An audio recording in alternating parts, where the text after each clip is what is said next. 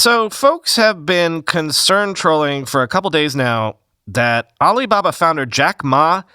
has not been seen in a public setting since that late October forum in Shanghai, where he was critical of China's regulatory system and thus knocked over a series of dominoes that led to the canceling of the Ant IPO and a crackdown on Alibaba as well. Quoting Zero Hedge, about 14 months ago, during an interview with Real Vision, investor Kyle Bass, who has been one of the most prominent American critics of the Chinese Communist Party, while also anticipating the political troubles in Hong Kong that inspired the protest movement of 2019, predicted that retiring Alibaba chairman Jack Ma would be, quote, disappeared by Beijing within a year. The gist of Bass's argument was that Ma had outlived his usefulness and that Beijing would never tolerate a billionaire with so much power and influence, both at home and in the West.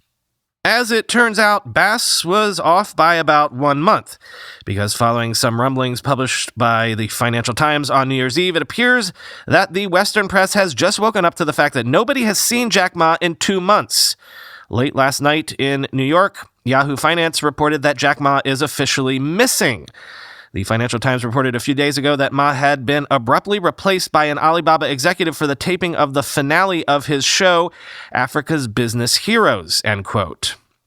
So Twitter has been rife with speculation that Ma has been imprisoned or worse,